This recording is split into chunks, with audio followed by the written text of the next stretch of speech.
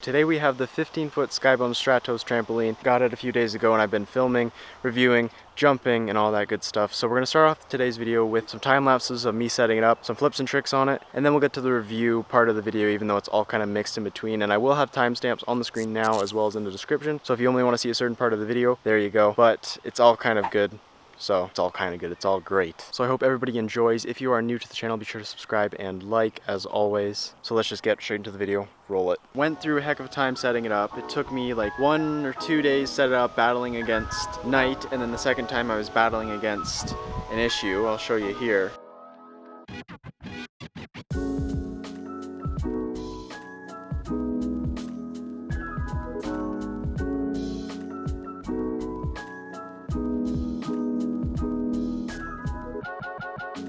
Almost finishing setting up here, only to figure out that one of the pins is actually broken off one of these legs here.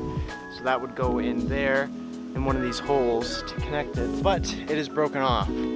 Thanks a lot, Skybound. So we're gonna try and proceed as much as we can without this one until I can possibly fix this, and I'm gonna call Skybound. So I'm trying to find a bolt that roughly matches the same size as this guy so I can continue working on this and just shove a bolt through, screw a nut on, we're good to go. And finish up that trampoline because I'm almost there. I'm like 3.5 quarters of the way done.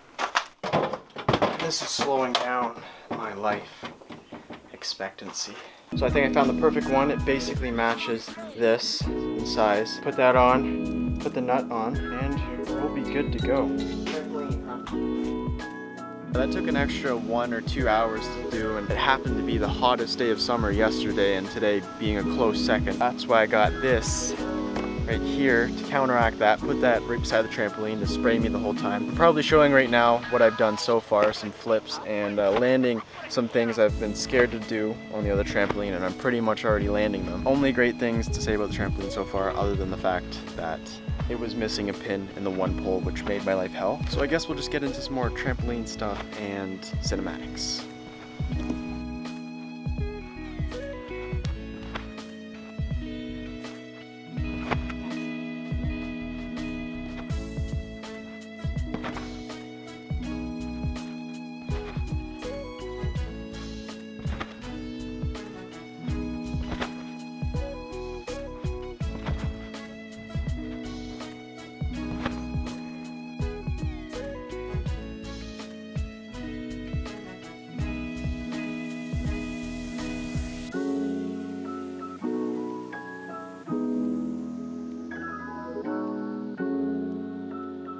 I'll also be recording with my GoPro just because it gets 4K and in case it gets wet.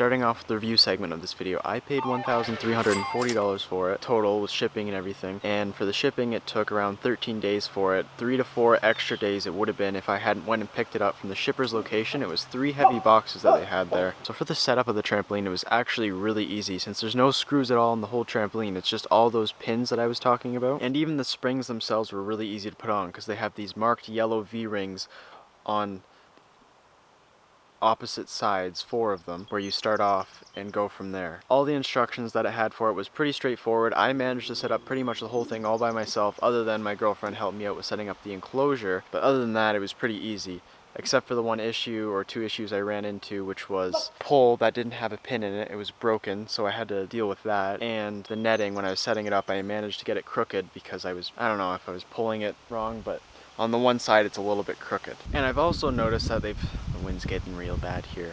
And I've also noticed that they've changed the packaging from like 2 years ago, referencing Tanner Brongart's video.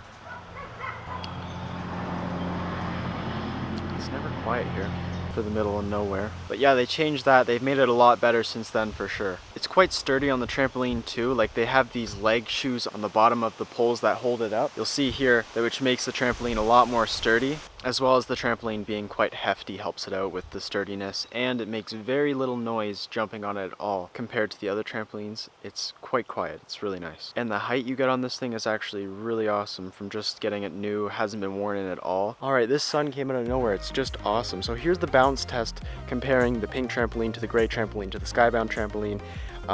I think it's pretty clear who wins. It's funny though, bouncing on the other ones compared to now, because it feels like, I don't know, almost like jumping on a mattress. It's like hard, but compared to this, it's really soft. It does take more energy though. I did notice that. I think a few people have said that in their videos, that it takes more energy for the Skybound trampoline, which is definitely true, but I don't mind it.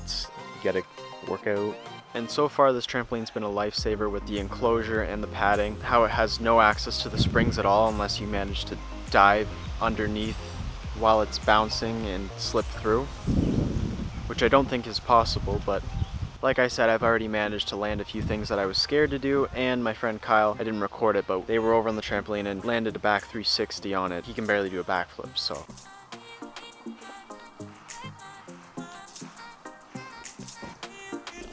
While the chickens finish eating up that frog, I'm gonna finish up with some trampoline flips here, and then I'm gonna have to end the video.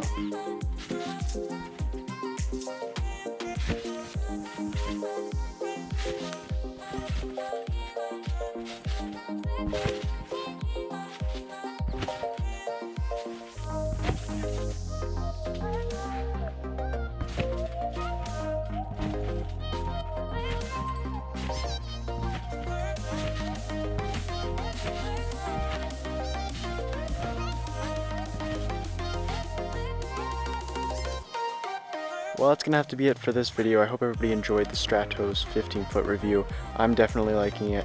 More videos of it soon to come. Be sure to like, dislike, comment, criticize, share with your friends, or don't. And I might see you in the next video.